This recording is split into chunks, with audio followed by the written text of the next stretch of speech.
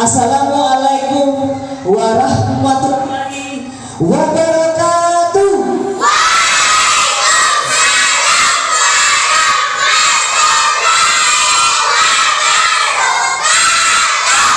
Dan selamat siang.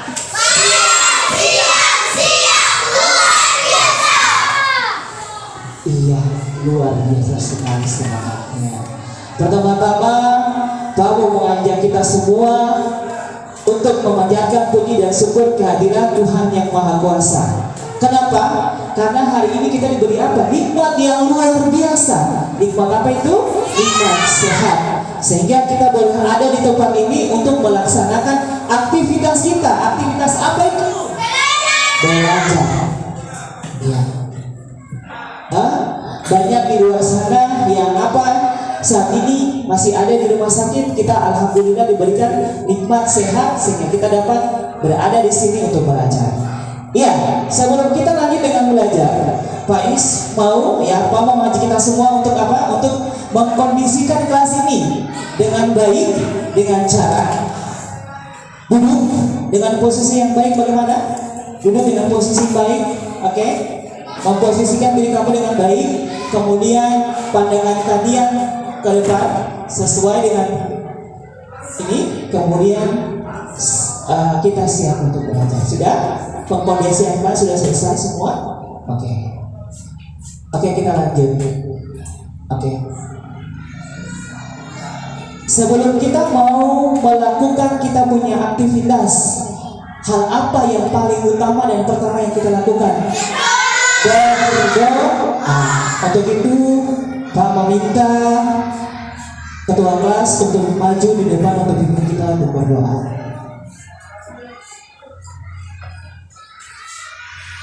Ya, teman-teman, sebelum kita belajar, marilah kita berdoa sesuai agama dan kepercayaan kita masing-masing. Berdoa dimulai.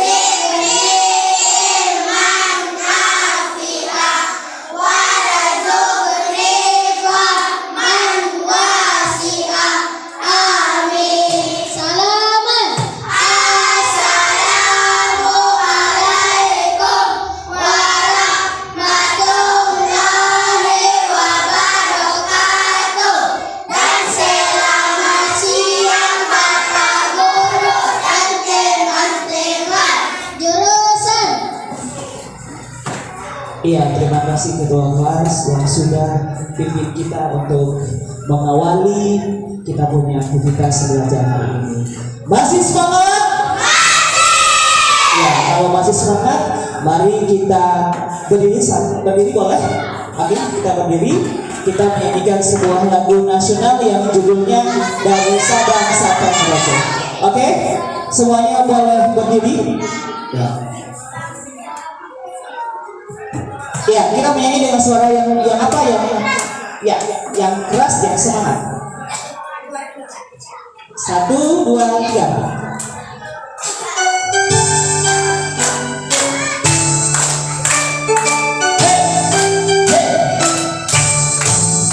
Dari Sabang sampai Merauke, menjajah pulau-pulau, satu menyambung menjadi satu bendera Indonesia. Indonesia kaya berjanji padamu menjunjung tanah airku Indonesia. Sekali lagi.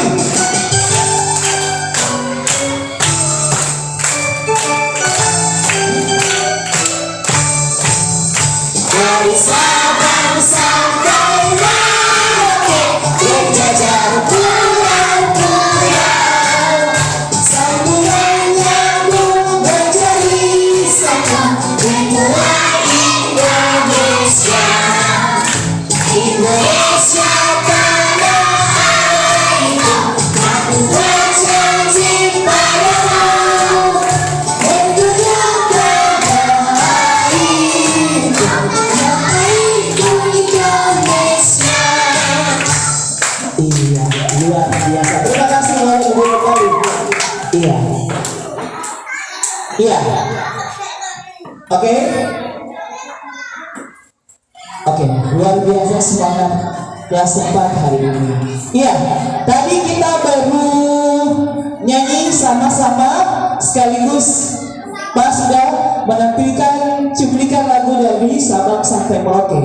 Iya, kita lihat di sini lagu dari Sabang sampai Merauke ini adalah sebuah lagu yang menggambarkan bahwa negara kita adalah negara Indonesia yang merupakan negara yang terdiri dari ribuan pulau yang tersebar dari Sabang sampai dengan Merauke. Iya, negara kita besar, negara kita merdeka. Kamu tahu di balik kemerdekaan yang kita rasakan hari ini saat ini, banyak para pahlawan yang gugur. Mereka rela wafat demi tegaknya berdirinya negara ini. Banyak pahlawan yang gugur, yang apa? Yang meninggal karena mempertahankan negara ini. Salah satunya adalah pahlawan proklamator. Kalau Pak bilang pahlawan proklamator itu siapa? Soekarno dan Hatta. Iya, Soekarno dan Hatta. Karena mereka berdua ini dipercayakan pada saat itu untuk memproklamirkan negara ini dia merdeka. Berbicara tentang pahlawan proklamator, yaitu Soekarno dan Hatta, dapat memberikan kita pemahaman yang mendalam bahwa betapa pentingnya perjuangan dan pengorbanan untuk apa? Untuk kemerdekaan. Mereka juga menunjukkan bahwa pentingnya pendidikan, keberanian, semangat juang. Nilai-nilai yang mereka yang tadi bawa, keberanian, pendidikan, dan semangat juang tadi memberikan kita motivasi, memberi kita semua motivasi untuk apa? Untuk maju, untuk memberikan kontribusi untuk apa? Untuk bangsa dan negara ini. Ya, salah satunya apa yang kita lakukan saat ini yaitu belajar. Pendidikan yang kita dapatkan hari ini sangat penting untuk masa depan kita, khususnya kamu di masa yang akan datang. Nah, kalau pahlawan tadi sudah berjuang, sekarang kalian sebagai generasi muda belajar dengan tekun supaya memberikan yang terbaik untuk bangsa dan negara ini. Iya. Oke? Masih semangat? Jadi generasi muda, kamu harus termotivasi juga sama seperti pahlawan untuk memberikan yang terbaik untuk bangsa dan negara ini, terutama untuk sekolah. Datang di sekolah untuk belajar, karena belajar pendidikan adalah hal yang penting untuk kamu di masa yang akan datang. Masih semangat? Oke.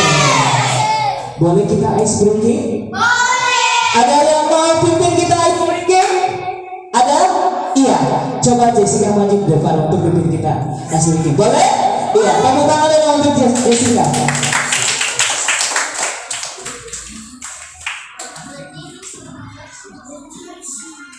Yes. Berdiri siap, siap. Tepuk semangat. Dang dang dang. Deng deng deng. Dong dong dong. Dang dang dang. Deng deng deng. Dong dong dong. Ah ah ah ah. Ah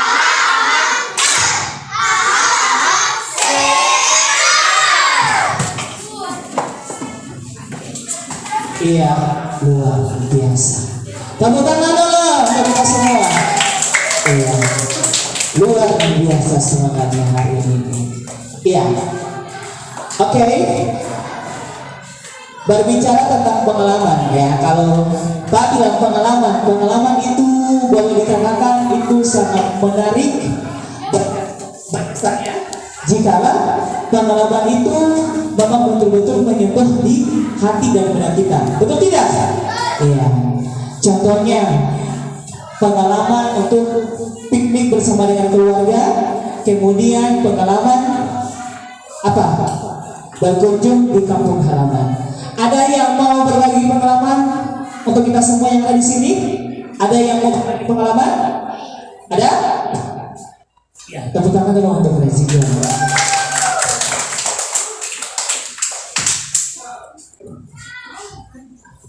Pada hari Minggu saya dengan keluarga pergi Nasepa.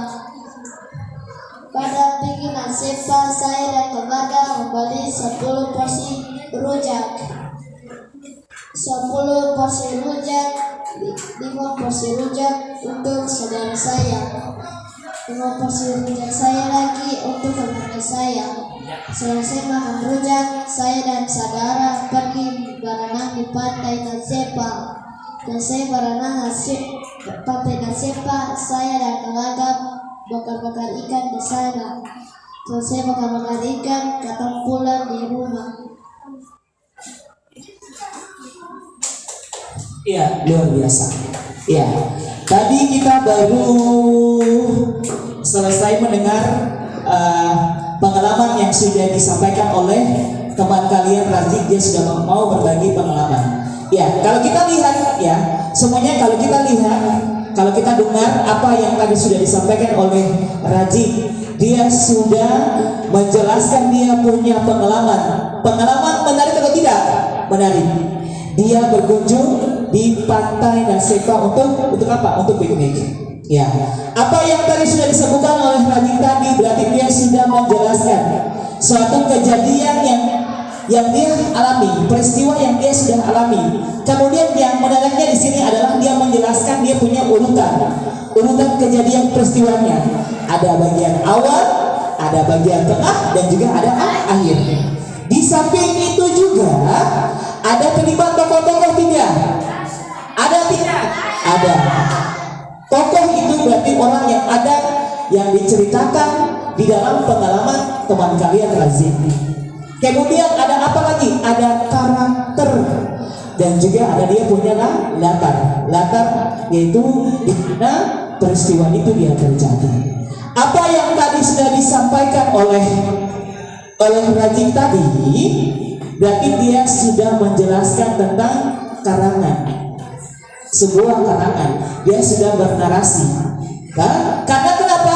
Karena ada apa? Ada urutan peristiwa atau kejadian yang disebut kronologi tadi. Ada awal, ada akhir, ada awal, tengah, dan akhir.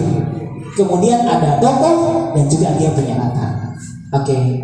Tadi jadi ada gambaran tidak dari penjelasan yang tadi Razik tadi sudah sampaikan, Bapak Guru sudah menjelaskan. Mungkin ada yang bisa sampaikan untuk kita semua di sini, kira-kira kita mau belajar apa hari ini?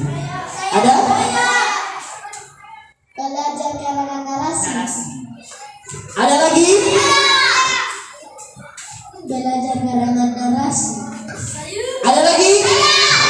Ada? Karangan narasi. Karangan narasi. Tepuk tangan dulu untuk kita semua ya. Berarti kamu sudah paham semua. Kalian sudah paham semua. Jadi hari ini kita akan belajar tentang karangan narasi. Apa itu karangan narasi? Karangan narasi adalah karangan yang menjelaskan satu kejadian atau peristiwa. Satu peristiwa dengan urutan kejadian atau kronologi kejadian atau suatu peristiwanya. Kemudian di dalamnya juga ada tokoh-tokoh yang terlibat dan juga latar dijelaskan ya di dalam sebuah karangan. Oke. Nah, jadi kelas 4 sekalian, jadi hari ini kita akan belajar tentang gerakan narasi. Tujuan pembelajaran yang akan kita capai sebagai berikut. Kita lihat di sini tujuan pembelajaran. Ya, ini adalah tujuan pembelajaran yang kita capai. Ya, yang pertama, melalui mengamati video narasi animasi, peserta didik mampu menyebutkan tokoh dalam cerita dengan benar. Yang kedua, melalui membaca teks narasi, peserta didik mampu menilai sikap para tokoh dalam cerita narasi dengan benar. Yang ketiga, melalui diskusi kelompok, peserta didik mampu mengidentifikasi pesan atau amanat dari teks narasi dengan benar. Dan yang keempat, melalui diskusi dan tanya jawab, peserta didik mampu menghubungkan pesan yang disampaikan dalam cerita ke dalam kehidupan sehari-hari. Jadi ini adalah 4 tujuan pembelajaran yang hendaknya kita capai.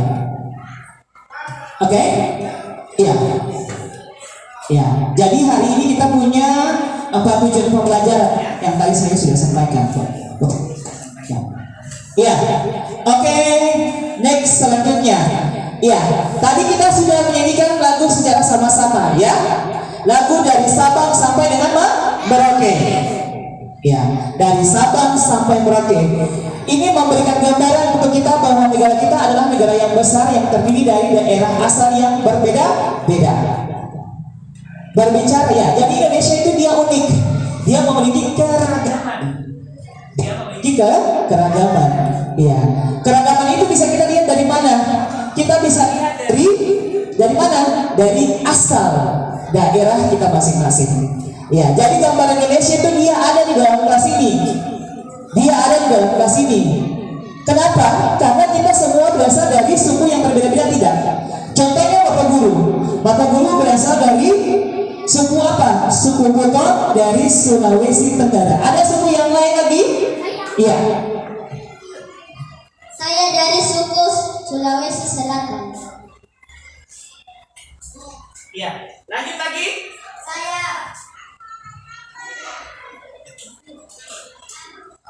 Saya dari Sulawesi Selatan.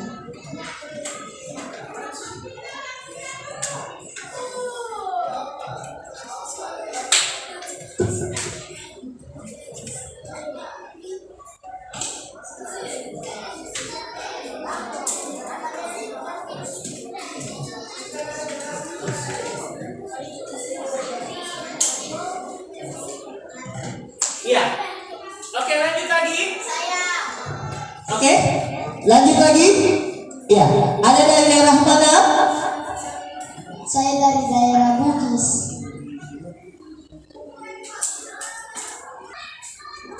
Ada lagi? Ada lagi? Selain naskah ada lagi? Suku berbeda?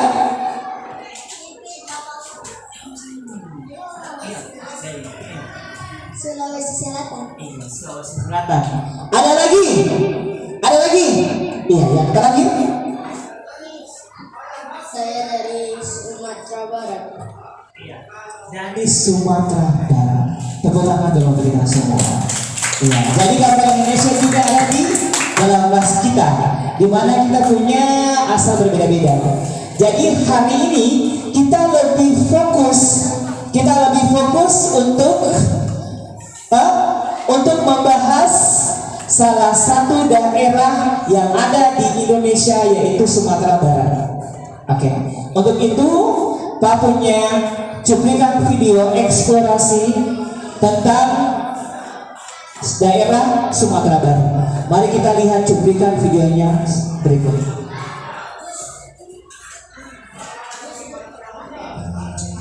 Pulau Sumatera punya beberapa provinsi. Salah satunya Provinsi Sumatera Barat. Kali ini kita mengenal budaya dan kekhasan Provinsi Sumatera Barat yuk. Iya. Semuanya bisa lihat. Secara geografis, Sumatera Barat ada di sebelah barat Indonesia, tepatnya di bagian barat Pulau Sumatera. Sumatera Barat berbatasan dengan Provinsi Sumatera Utara di sebelah utara, Provinsi Riau dan Jambi di sebelah timur, Provinsi Provinsi Bengkulu di sebelah selatan dan Samudra Hindia di sebelah barat. Ibu kota Provinsi Sumatera Barat adalah Padang, yang juga menjadi pusat pemerintahan, ekonomi, dan budaya. Ada banyak hal menarik yang bisa kita cari tahu dari Provinsi Sumatera Barat ini. Salah satunya adalah rendang. Rendang termasuk makanan khas Indonesia yang sudah terkenal sampai ke luar negeri loh. Makanan ini terbuat dari daging sapi yang dibumbui rempah-rempah. Sumatera Barat juga terkenal dengan banyak tarian tradisional. Salah satunya tari piring. Tarian tradisional ini berasal dari kota Solo. Tak hanya itu, Sumatera Barat juga punya beberapa taman nasional yang menjadi habitat berbagai jenis flora dan fauna. Salah satunya harimau Sumatera.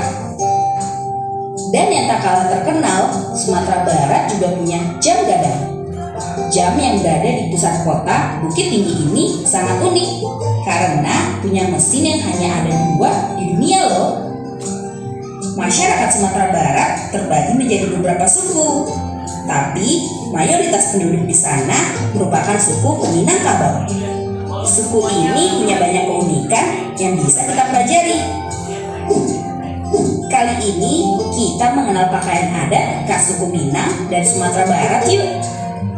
Pakaian suku Minang ada beberapa jenis, tapi yang paling terkenal adalah pakaian adat yang biasa dipakai pemangku adat dan sering disebut pakaian kebesaran.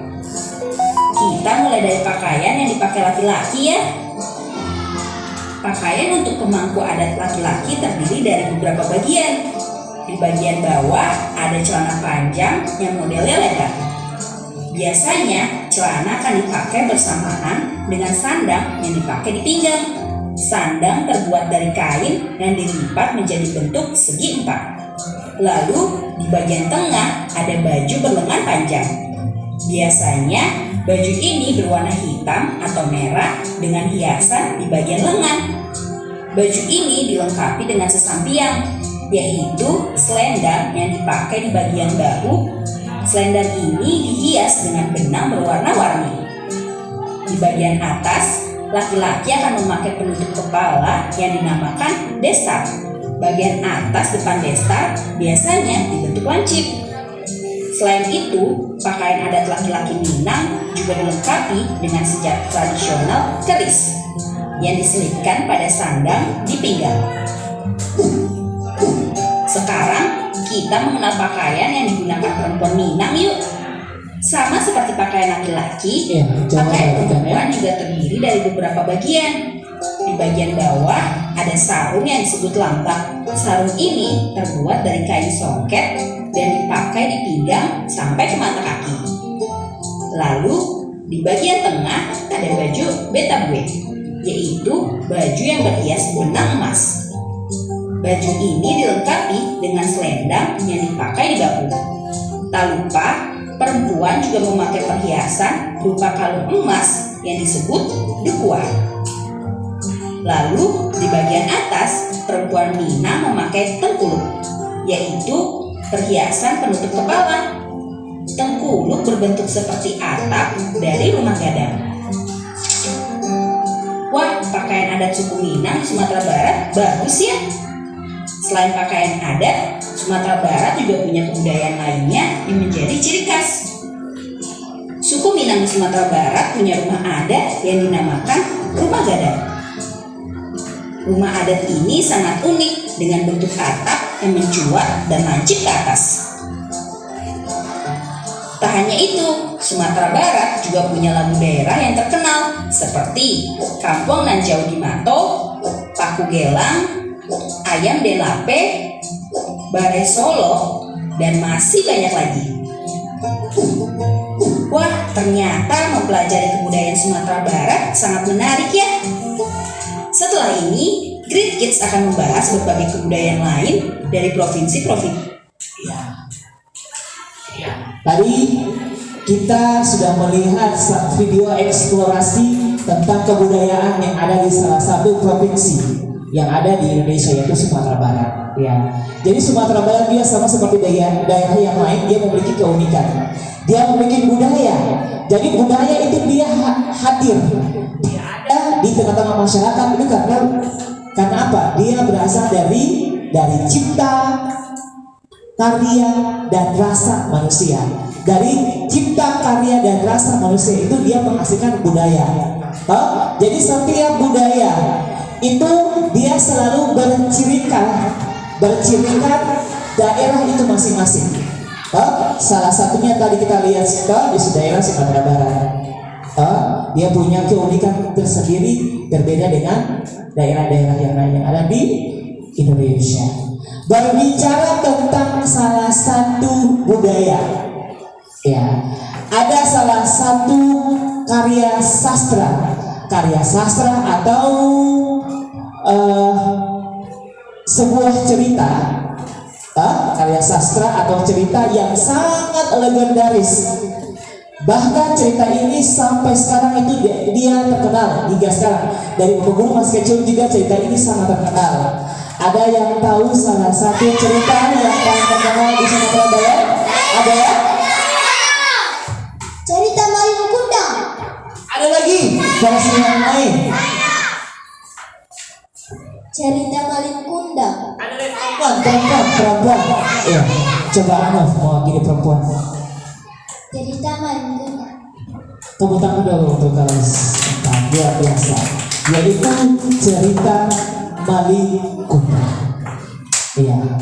Jadi cerita Malin Kundang ini adalah cerita yang berasal dari daerah Sumatera Barat. Iya. Berbicara tentang Malin Kundang, di sini saya sudah ada gambar. Ya.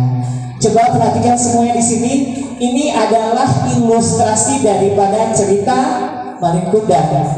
Coba kita identifikasi ya dari gambar ini. Ada siapa ini? Ada Malin Kundangnya, ada istrinya, ada ibu yang ditindas. Ya.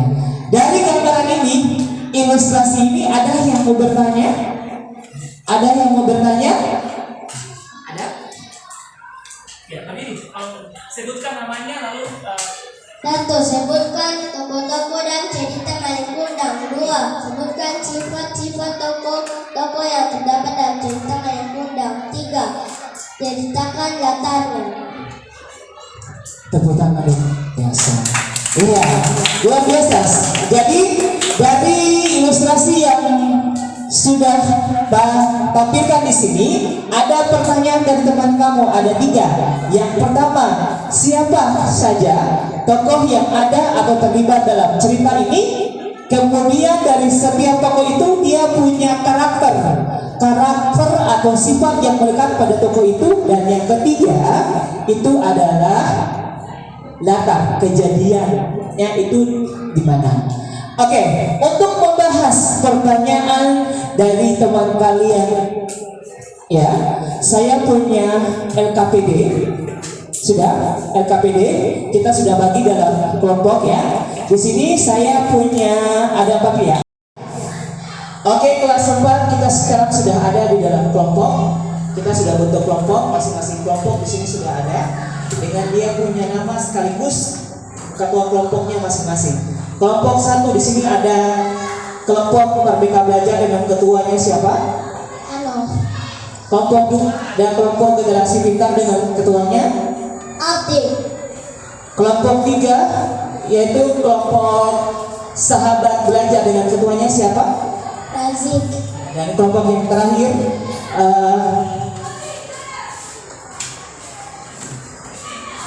Ali. ya, masing-masing kelompok saya Bapak Guru sudah bagi LKPD sudah, masing-masing LKPD ya. LKPD sudah ada, saya sudah berikan langsung di kelompok masing-masing. Setelah itu pelajari LKPD itu. Di dalam LKPD itu ada narasi, cerita tentang Malin Kundang. Kamu bahas dengan kelompok. Kalau bisa baca saja untuk kelompok, bahas dengan kelompok. Setelah itu kalian bahas kelompok. Kemudian perhatikan video yang nanti akan saya putar. Lalu dari situ kamu menjawab pertanyaan yang ada di dalam LKPD yang Pak Guru sudah kasih di kelompok masing-masing. Oke, dulu lagi. Ya.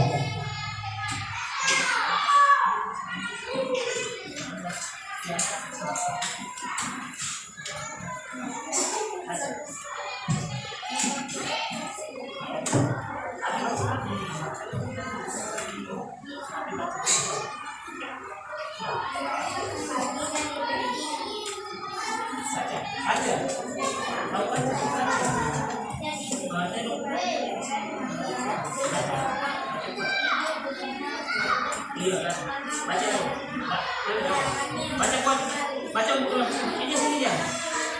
Baca kuat. Baca kuat. Iya, baca ulang. Yang lain perhatikan ya, nanti baca ya.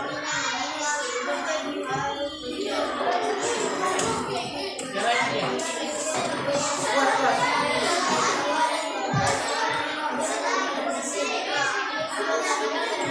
Sabar. Ada posisi juga, ada di tengah, ada di tengah. Ada baca bersama.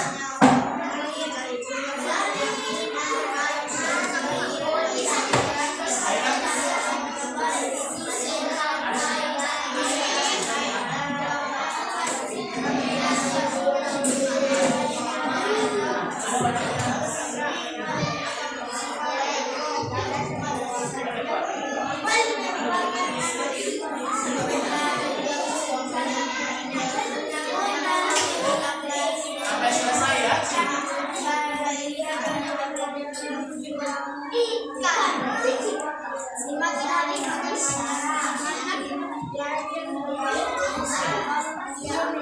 Nanti sudah selesai sampaikan ya.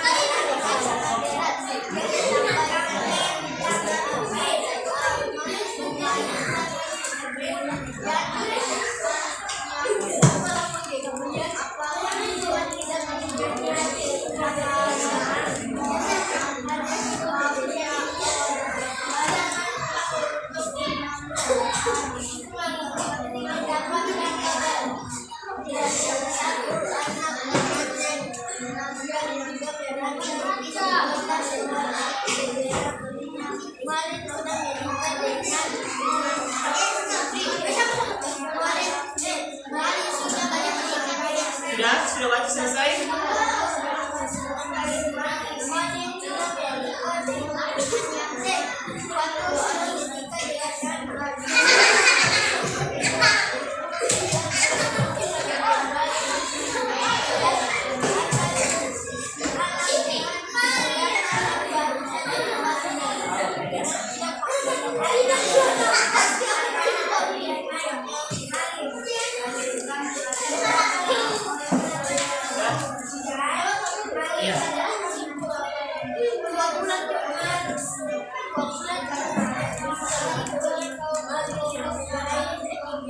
Kalau sudah selesai ini kita lanjut ya.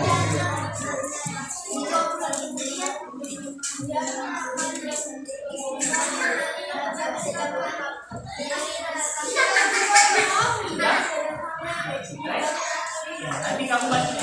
Nanti setelah itu saya perhatikan, saya akan buka video ya.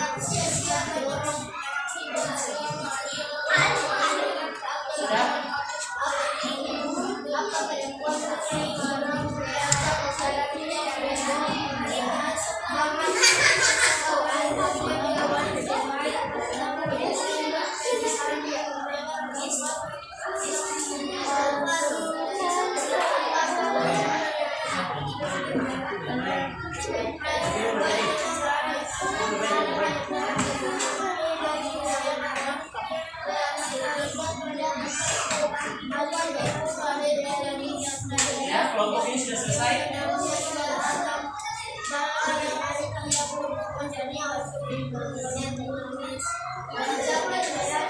Iya, sudah selesai. Sudah? Selesai? Sudah? Siapa nih? Ada sudah? Sudah. Iya.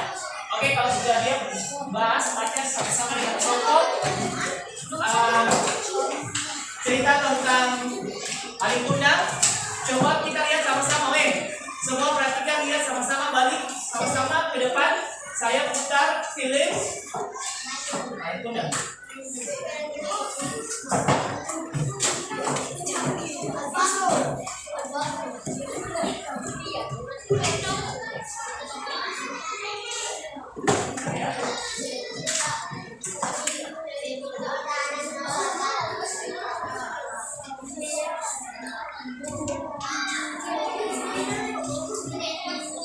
Kisah Malin Kundang si anak durhaka.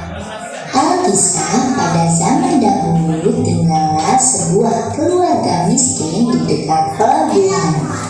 Keluarga ini memiliki seorang anak laki-laki bernama Malin Kundang. Malin Kundang anak yang rajin membantu pekerjaan ibunya. Meski masih belia, Malin Kundang sering bersih-bersih dan ikut membereskan pekerjaan rumah. Hingga pada suatu ketika ayah Malin Kundang berangkat berlayar menggunakan kapal besar untuk mencari nafkah di negeri seberang. Namun hari itu menjadi hari terakhir kali Malin Kundang bisa menatap wajah ayahnya. Ayah Malin Kundang tidak pernah pulang. Kabarnya ia meninggal saat berlayar. Sejak saat itu, ibu Malin Kundang harus bekerja keras untuk mencukupi kebutuhan sehari-hari serta membesarkan Malin Kundang.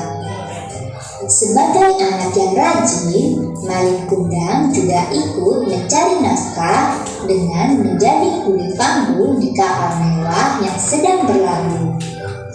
Nahkoda kapal yang melihat kerja Malin Kundang kemudian lantas mengajaknya ikut berlayar. Setelah berpamitan kepada ibunya, Malin Kundang berangkat berlayar. Ibunya berpesan agar Malin Kundang bersikap baik kepada semua orang, rendah hati dan selalu ingat kepada Tuhan Yang Maha Esa. Tahun demi tahun berlalu, Malin Kundang tidak kunjung pulang. Ibunya yang semakin tua selalu setia menunggu di pelabuhan, berharap agar anak kesayangannya pulang. Setiap ada kapal mewah yang berlabuh, ia selalu bertanya apakah Malin Kundang berada di kapal itu. Hingga suatu ketika tersiar kabar bahwa ada kapal mewah yang berlabuh dengan membawa barang-barang berharga. Kapal mewah itu milik sepasang muda-mudi yang kaya raya. Ibu Malin Kundang pun berusaha naik ke atas kapal dengan tertatih-tatih. Dia berharap anaknya berada di kapal itu. Dalam sekejap mata, Ibu Malin Kundang bisa mengenal sosok pemuda gagah pemilik kapal mewah itu. Ia adalah Malin Kundang, anak kesayangannya yang sudah lama tidak pulang dari berlayar. Ibu Malin Kundang lalu berjalan tergesa-gesa menghampiri pemuda gagah tersebut untuk memeluknya. Tetapi Malin Kundang justru melepas pelukan ibunya dan mendorongnya hingga terjerembab ke lantai kapal. Di hadapan awak kapal dan istrinya, Malin Kundang bersikap sombong dan berpura-pura tidak mengenali ibunya yang tua renta dan miskin itu. Malin Kundang yang sudah kaya raya merasa malu memiliki ibu kandung yang sudah tua dan miskin. Ibu Malin Kundang menangis dan kecewa dengan sikap anak kesayangannya itu. Lalu ia berdoa kepada Tuhan yang Maha Kuasa agar memberikan balasan atas perbuatan anaknya yang durhaka. Ibu Malin Kundang kemudian mengutuk anaknya menjadi batu.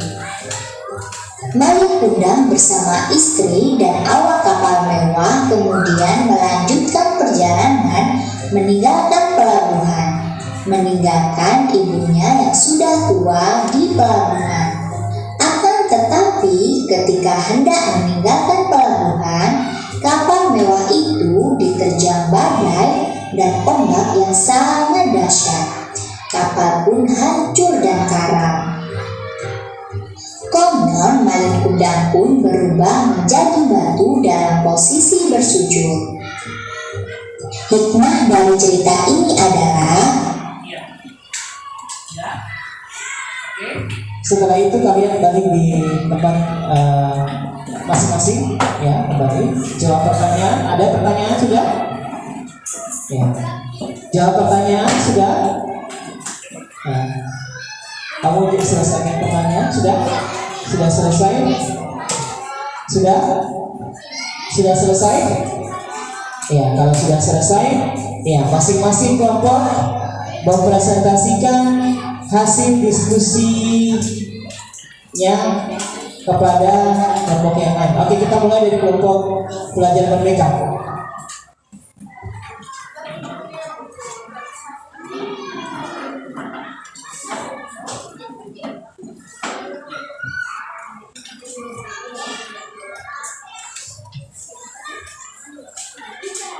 Assalamualaikum warahmatullahi wabarakatuh.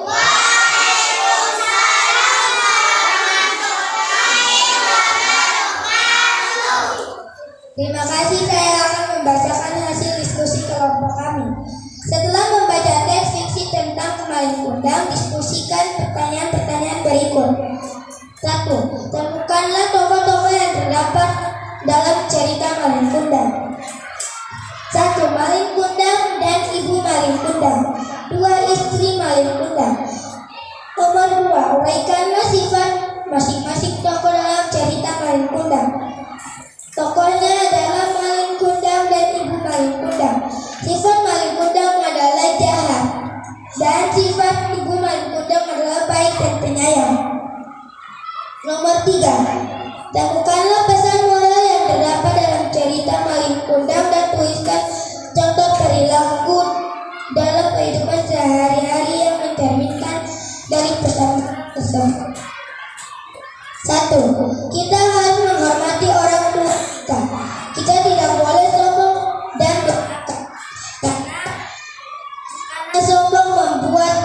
mendapatkan kutukan dari Allah atau Tuhan yang Maha Esa. Iya, luar biasa presentasi dari kelompok pelajar MBK. Mungkin ada yang bertanya? Ada. Masing-masing ini satu ya. Kenapa kita tidak boleh memarah orang tua? Kenapa kita tidak boleh marah dengan orang tua? Karena kita bakal mendapat kutukan dari Tuhan. Orang tua itu tidak pantas kita untuk marah. Hah? Kalau mereka marah kita oke, karena kita salah. Seperti tadi, kalau kita sudah saksikan sama-sama ke dia durhaka sama orang tua, maka Tuhan kasih dia balasan. Nah, ada lagi? Contoh bagian 3.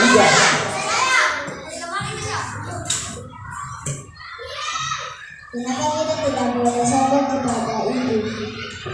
Kenapa kita tidak boleh sombong? Ada yang jawab? Boleh yang bisa naik kita ngomong? Ya? Mau jawab? Apa?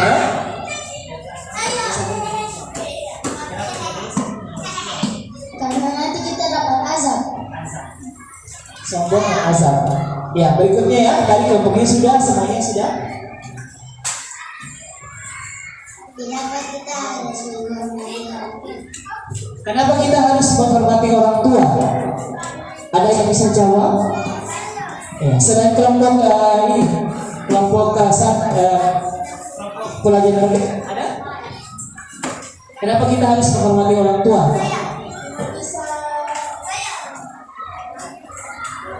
Karena ibu adalah seorang perempuan kecil. Ya, seorang perempuan yang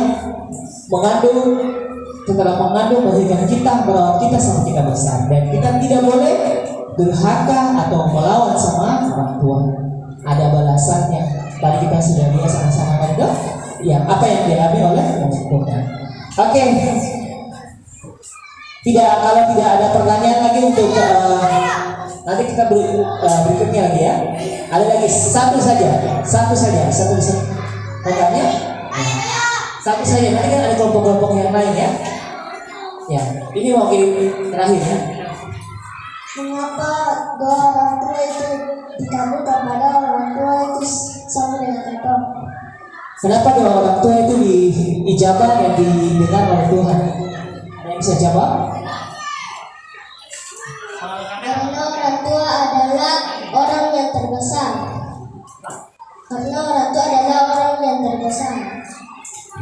Maksud yang terbesar di sini adalah orang tua mempunyai kasih sayang yang besar. Kasih sayang ibu itu tidak ada batasannya. Ibu, karena kehadiran kita di dunia kita melalui siapa? Orang tua atau kita harus menghargai, menghormati, bahkan menyayangi orang tua. Oke, luar biasa presentasi dari kelompok pelajar Merdeka. Kita lanjut di kelompok berikutnya, generasi pintar. Assalamualaikum warahmatullahi wabarakatuh. Waalaikumsalam warahmatullahi wabarakatuh. Setelah membaca teks fiksi tentang Mayang Kundang, diskusilah pertanyaan-pertanyaan berikut. Nomor 1, temukanlah tokoh-tokoh yang terdapat dalam cerita Mayang Kundang. Mayang Kundang dan ibunya dan istrinya Mayang Kundang. Nomor 2, uraikanlah sifat masing-masing tokoh dalam cerita Mayang Kundang. Nomor 1, Mayang Kundang, sifat Mayang jahat kepada ibunya. Nomor 2, ibu Mayang Kundang, sifatnya baik dan penyayang. Nomor 3, istri Mayang Kundang, sifatnya jahat. Nomor 3, temukanlah pesan moral yang dapat dalam cerita Mayang Kundang dan tuliskan contoh-contoh perilaku dalam kehidupan sehari-hari yang mencerminkan dari pesan moral tersebut. Maka tidak boleh durhaka kepada ibu yang sudah merawat dari kecil. Maka tidak boleh sombong kepada orang tua. Tidak boleh durhaka kepada orang tua. Tidak boleh sombong harta kepada orang tua. Tidak boleh marah kepada orang tua. Ya, luar biasa sekali penjelasan dari tepuk tangan dulu untuk generasi pintar dulu. Ya, ada yang bertanya? Masing-masing kelompok satu. Ya, masing-masing kelompok satu. Ya.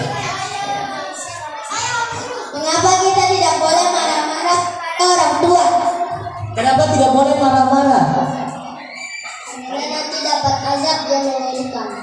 Karena dapat azab yang mengerikan. Karena Pak Guru mau bilang lagi, orang tua itu tidak pantas marah. Karena pengorbanan orang tua kita luar biasa, toh? Oke, berikutnya ada kelompok ini mau bertanya?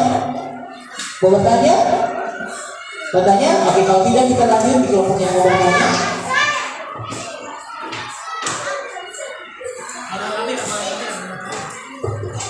Kenapa maling dari baik sampai jahat? Kenapa Malikundan itu awalnya dia baik dan sekarang dia sudah menjadi jahat? Karena dia malu karena ibunya miskin. Oke, saya ya. Kita lihat awalnya kan Malikundan itu kan miskin. Ketika dia bertemu dengan dia punya istri, istrinya kan orang kaya. Dan istrinya tidak mengetahui bahwa ternyata ibu Malikundan itu adalah orang yang miskin. Makanya ketika kapalnya itu dia sandar di kampung halaman Malikundan, istrinya dia kaget, dia tidak percaya. Dan Malikundan pun dia menyangka bahwa itu adalah ibu kandungnya. Awalnya dia baik, waktu kita lihat waktu kecil dia anak yang rajin, anak yang baik. Tapi ketika dia dewasa dia berubah menjadi anak yang durhaka. Ada lagi?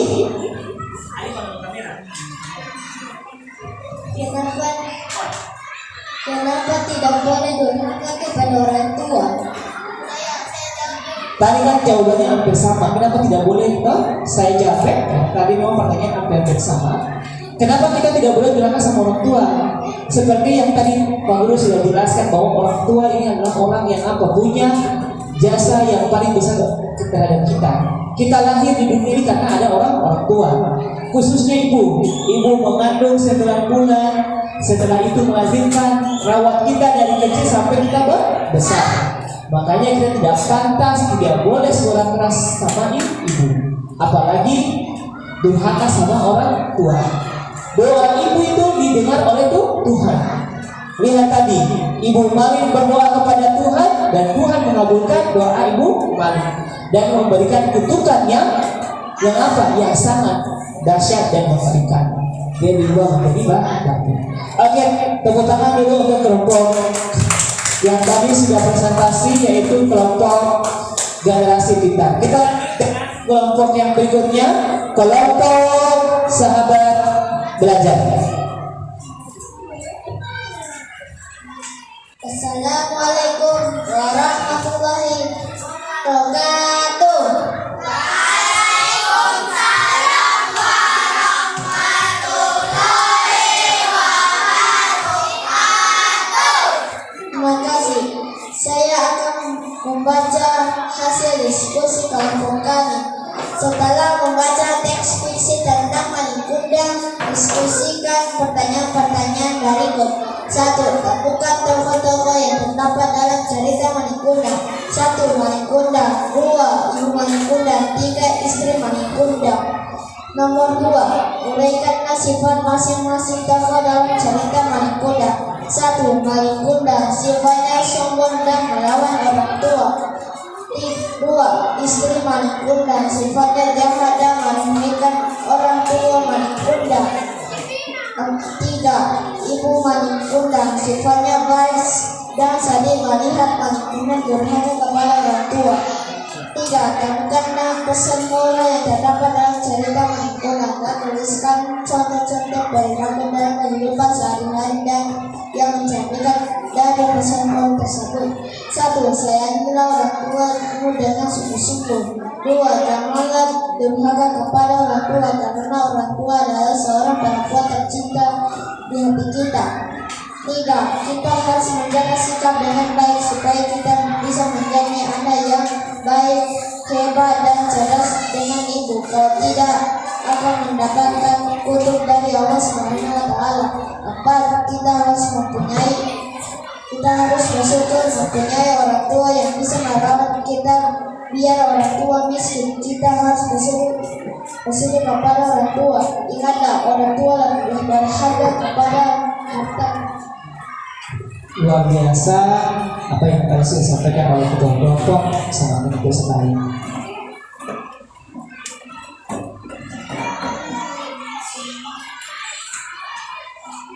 Ya, ada yang mau bertanya? Ya. Satu, saya ini karena mungkin pertanyaan tadi kalau hampir sama nanti kita insen ya. Kalau pertanyaan, iya. Tadi yang pertanyaan yang tadi sudah ditanyakan, jangan diulangi lagi toh. Nah, pertanyaan yang lain. Oke? Kenapa Ibu Malikuna sangat baik? Kenapa Ibu Malikuna sangat baik?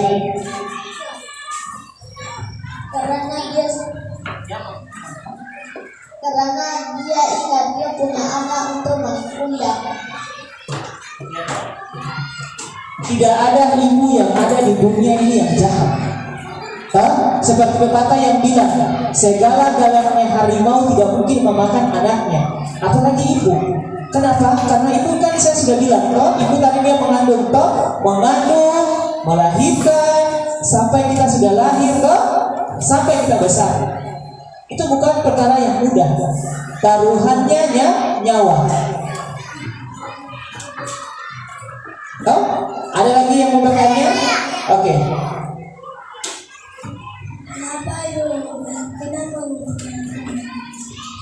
Kenapa orang ibunya mengutuk?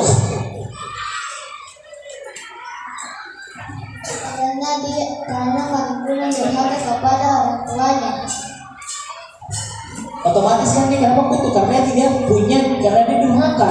Kalau dia tidak durhaka, Malikuna tidak durhaka, otomatis ibunya tidak mengutuk. Karena dia durhaka, maka dia dikutuk. Oke, yang terakhir kelompok generasi pelajar merdeka mau bertanya? Ada yang bertanya? Mewakili? Oke, selanjutnya kita kasih aplaus dulu untuk kelompok sahabat pelajar yang sudah presentasi. Ya, kita lihat lagi kelompok yang terakhir, kelompok cerdas. Apakah mereka cerdas kelompoknya sesuai dengan namanya atau tidak? Assalamualaikum warahmatullahi wabarakatuh. Waalaikumsalam warahmatullahi wabarakatuh. Terima kasih, saya akan membacakan hasil diskusi kelompok kami. Setelah membaca teks fiksi tentang Malikunda, diskusikan pertanyaan-pertanyaan berikut. 1. Temukanlah tokoh-tokoh yang terdapat dalam cerita Malikunda. 1. Malikunda. 2. Istri Malikunda. 3. Ibu Malikunda. 2. Uraikanlah sifat masing-masing tokoh dalam cerita Malikunda. 1. Ibu Malikunda. Ibu Malikunda sifatnya baik. 2. Istrinya Malikunda. Istrinya Malikunda sifatnya jahat. 3. Malikunda sifatnya jahat. 3. Temukanlah pesan moral yang terdapat dalam cerita Malikunda dan tuliskan contoh-contoh perilaku dalam kehidupan sehari-hari yang mencerminkan dari pesan moral tersebut. 1. Kita harus menghormati orang tua. 2. Kita tidak boleh durhaka kepada orang tua. 3. Kita harus berbakti kepada orang tua. 4. Kita harus mematuhi orang tua. 5. Kita harus berbuat baik kepada orang tua. Yang terakhir, kita harus menolong orang tua. Luar biasa sekali kelompok cerdas. Oke, tepuk tangan dulu untuk kelompok cerdas. Iya, ada yang mau bertanya? Satu kelompok satu. Satu kelompok satu. Kamu?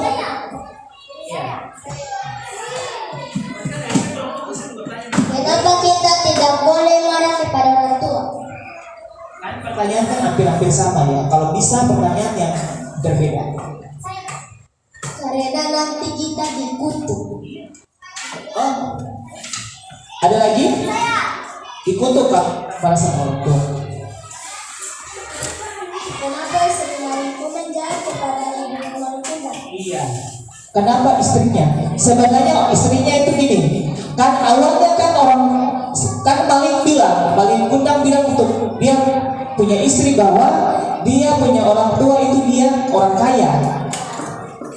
Padahal kenyataannya tidak. Istrinya itu dia tidak tahu bahwa kondisi ibu Malikunda itu adalah miskin. Lalu ketika kapannya mereka sudah sadar di kampung Malikunda, baru dia tahu. Nah, makanya Malik dia tidak mengakui.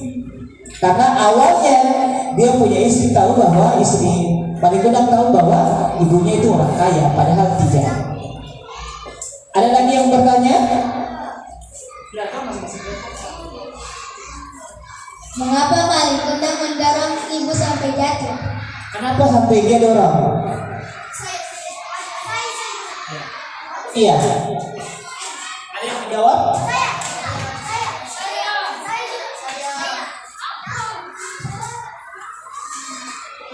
Kenapa sampai satu lagi ibunya? Karena dia malu karena dipeluk. Karena Dia malu ya, dia malu karena ibunya. Maksudnya di depan istrinya ya. Padahal itu hal yang salah sebenarnya. Walaupun orang tua kita tukang ojek, walaupun orang tua kita itu tukang beca, walaupun orang tua kita itu adalah penjual makanan, itu adalah halal. Kita harus bangga terhadap orang tua kita. Kenapa kita harus bangga? Karena hasil jualan itu, kerja itu, maka kita bisa sekolah. Oke? Saya kasih contoh, Bapak Guru juga bukan berasal dari orang yang kaya. Karangan narasi adalah karangan yang menjelaskan satu kejadian atau peristiwa berdasarkan kronologi atau urutan kejadian. Di dalamnya juga ada apa? Ada tokoh, ada karakter yang melekat pada masing-masing tokoh. Kemudian refleksi dan kesimpulan yang bisa kita ambil. Yang pertama, kesuksesan tidak boleh membuat kita menjadi orang yang sombong. Yang kedua, durhaka kepada orang tua memiliki konsekuensi yang berat.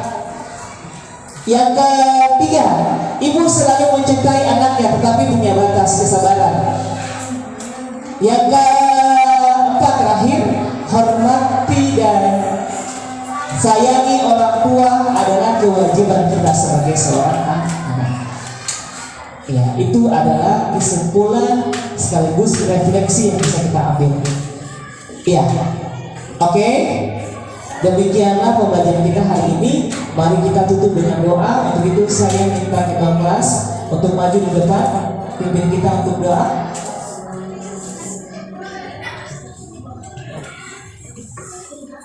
Silaman.